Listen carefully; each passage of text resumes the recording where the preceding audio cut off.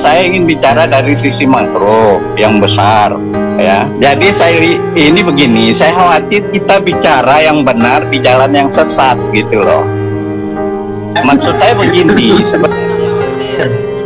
sebenarnya kita ini kan desainnya ini kan politik kita diatur, disetel oleh pemilik modal. Itu dulu yang kita yakini, bahwa sekelompok pemilik modal inilah yang mengatur nasib kita secara politik. Jadi mereka dengan kekuatan uangnya itu kan bisa mengatur intelijen, aparat, media massa, buzzer, ya, KPU, partai politik, LSM, dan lain-lain. Mereka bisa setel semua itu. Itu asumsi atau dugaan saya, sehingga permainan itu menjadi tidak benar di banyak hal. Apapun yang kita katakan secara hukum benar, kalau kekuasaan inginnya si ini yang jadi, maka jadilah. Nah, itu yang berat dari sistem yang kita hadapi sekarang, karena kontrol negara kita bukan pada pada undang-undang dasar kita, tetapi pada kekuatan modal.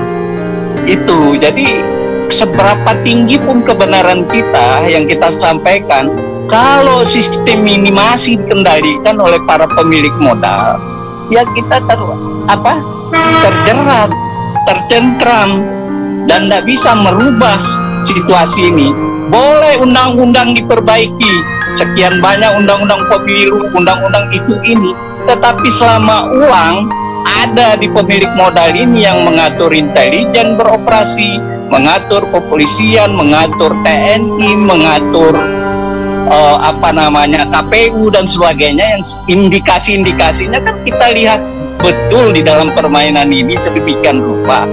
Jangankan yang abu-abu, yang terang benderang aja kita nggak berdaya dibikinnya, ya kan? Apalagi yang masih debatable seperti ini. Sekarang saya tanya aja, bagaimana nasib 700 orang yang meninggal begitu saja?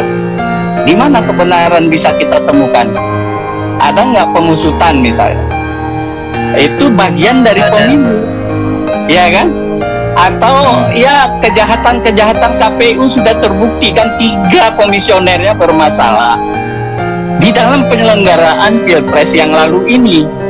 Nah, apa artinya? Berarti kan kejahatan itu sudah sedemikian parahnya. Ya, langkah pertama kita bagaimana caranya untuk mengembalikan negara ini pada konstitusi proklamasi kita, di mana negara yang berdaulat, bukan pemilik modal yang berdaulat, gitu loh.